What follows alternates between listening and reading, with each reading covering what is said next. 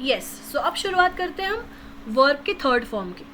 Normally अगर आप देखो तो काफ़ी लोग कहते हैं वर्ब के 5 फॉर्म्स होते हैं, लेकिन जब ग्रामर देखा जाता है या ग्रामर में हम लोग मेजरली बात करते हैं, शुरुआत करते हैं ग्रामर सीखने की, तो हम वर्ब के 3 फॉर्म्स की ही बात करते हैं, V1, V2 एंड V3।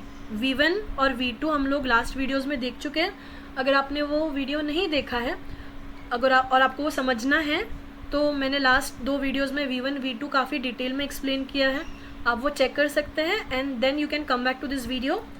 या फिर पहले आप V3 समझ लीजिए और फिर V2 V1 समझ लीजिए, what ever you feel comfortable. Okay, so V3 में हम लोग ये देखते हैं वर्ब का थर्ड फॉर्म, जैसे यहाँ लिखा है V3, वर्ब का थर्ड फॉर्म, सिंपल सी बात। और ये कहाँ यूज़ होता है? जब हम टेंस यूज़ कर रहे हैं, हम टेंसेस की जब बात करते हैं उसमें एक पर्टिकुलर क्लासिफिकेशन आता है, एक पर्टिकुलर टेंस का फॉर्मेट आता है या फॉर्म आता है जिससे कहते हैं परफेक्ट, राइट। तो जब हम लोग परफेक्ट टेंस सीखेंगे आने वाले वीडियोस में, उसमें हम देखेंगे कि वर्ब का थर्ड फॉर्म यूज़ होता है। अब ये परफेक्ट टेंस में प्रेजेंट परफेक्ट भी हो सकता है, पास्ट परफेक्ट भी हो सकता है और फ्यूचर परफेक्ट भी हो सकता है। यहाँ मैंने सिर्फ प्रेजेंट परफेक्ट का एग्जाम्पल लिया है आपको समझाने के लिए। जब आप टेंसेस पढ़ेंगे मेरे साथ तब आपको पास्ट परफेक्ट और फ्यूचर परफेक्ट के भी एग्जाम्पल्स वहाँ मिल जाएंगे। Okay, so let's start with this.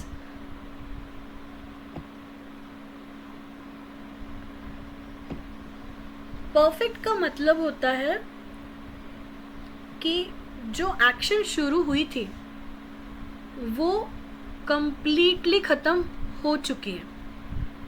अब जैसे मैंने आपसे कहा कि प्रेजेंट टेंस में भी हो सकता है, पास्ट टेंस में भी हो सकता है और फ्यूचर टेंस में भी हो सकता है। इनका मीनिंग क्या हुआ? लेट्स से फर्स्ट एग्जांपल हम देखते हैं प्रेजेंट टेंस के बारे में और हमने वर्ब सिलेक्ट किया है गो। अगर आपने लास्ट वीडियो देखी है तो आपने देखा होगा कि गो ये वर्ब का फर्स्ट फॉर्म है, V1 है, और उसका V2 है वेंट, जो हमने सिंपल पास्ट में यूज़ किया था। और गॉन जो है ये वर्ब का थर्ड फॉर्म है जिससे हम लोग पास्ट पार्टिसिपल भी कहते हैं। तो मैं आपको उनके सारे नाम बता दे रही हूँ। जैसे आपका घर में अलग नाम होगा, स्कूल में अलग नाम होगा, वैसे वर्ब्स के थर्ड फॉर्म को पास्ट पार्टिसिपल भी कहते हैं। और ये मेजरली यूज़ होता है परफेक्ट टेंस बनाने के लिए। और परफेक्ट टेंस में तीनों टेंस आते हैं, प्रेजेंट परफेक्ट भी आता है, पास्ट परफेक्ट भी आता है और फ्यूचर परफेक्ट भी आता है। लेकिन अभी इस पर्टिकुलर एग्जाम्पल को समझने के लिए हम लोग सिर्फ प्रेजेंट परफेक्ट के एग्जाम्पल्स यूज़ करेंगे। She has gone to the market, वो मार्केट गई है।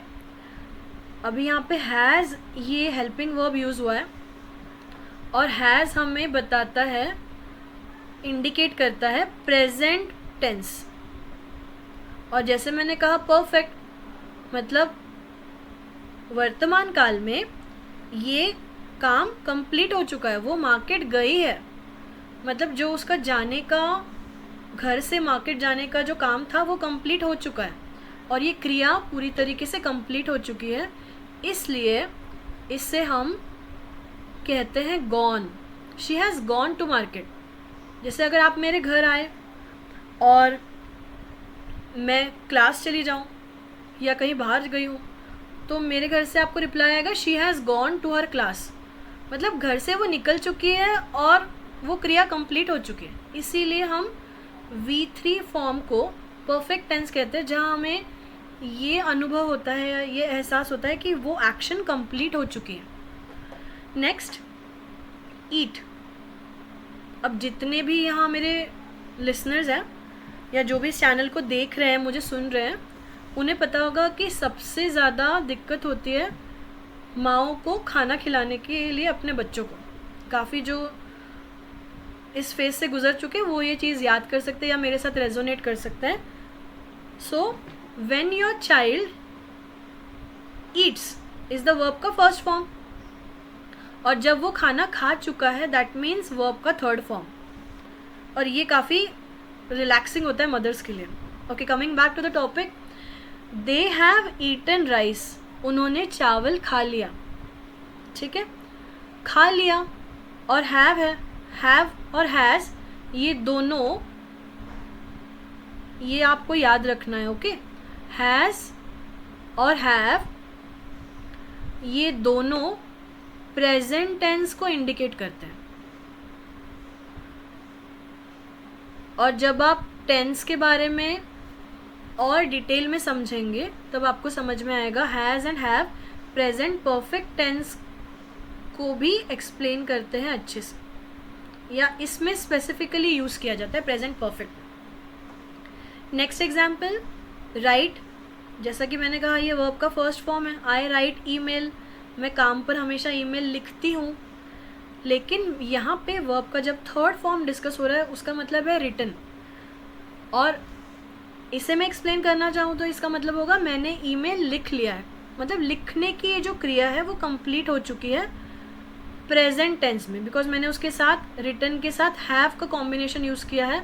और अभी मैंने आपको बताया हैज़ और हैव ये प्रेजेंट टेंस के साथ ही हैं. ये हमेशा प्रेजेंट टेंस को दर्शाते हैं. और उसके साथ जब रिटन ये वर्ड आएगा मतलब प्रेजेंट इंडिकेट हो रहा है हैव से और परफेक्ट इंडिकेट हो रहा है रिटन से.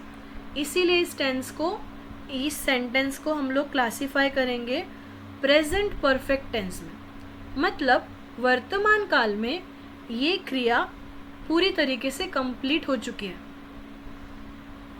ओके, नेक्स्ट एग्जाम्पल पे आते हैं. स्पीक. स्पीक का जो वर्ब का थर्ड फॉर्म है वो है स्पोकन. और सेंटेंस होगा ही. थर्ड पर्सन है, किसी तीसरे व्यक्ति की बात कर रहे हैं.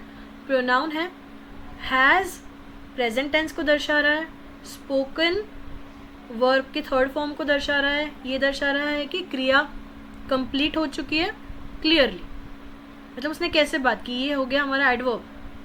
मतलब वो क्रिया कैसी थी उसके बारे में एक्स्ट्रा इन्फॉर्मेशन दे रहा है ये word clearly. He has spoken clearly मतलब उसने, मान लीजिए कोई मीटिंग होगी जहाँ पर उसने बहुत साफ कह दिया या साफ बताया, साफ समझाया.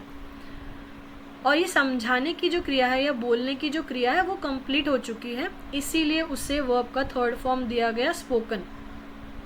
अब हम लोग इसके प्रैक्टिकल यूज़ पे आ जाते हैं कि ये सेंटेंस हमें यूज़ कहाँ करना है. जब भी आप कोई सेंटेंस बना रहे हैं जहाँ वो पर्टिकुलर वर्क या पर्टिकुलर एक्शन कंप्लीट हो चुकी है तब आप यूज़ करेंगे वर्ब का थर्ड फॉर्म. और जब आप टेंसेस पढ़ेंगे तब मैं आपको डिटेल में समझा दूंगी कि पास्ट परफेक्ट क्या होता है और फ्यूचर परफेक्ट क्या होता है. फ़िलहाल के लिए मैंने आपको सिर्फ प्रेजेंट परफेक्ट के एग्जांपल्स दिए हैं. And before I stop here I would like to tell you, ये जो सारा डिटेल एक्सप्लेनेशन है 5 पेजेस का PDF है वर्ब्स का. ये आपको वीडियो के डिस्क्रिप्शन बॉक्स में मिल जाएगा. एक लिंक मिल जाएगी गूगल ड्राइव की, वहाँ से आप डाउनलोड कर सकते हैं सो दैट आप प्रैक्टिस कर सकें. I hope you enjoyed learning and thank you very much.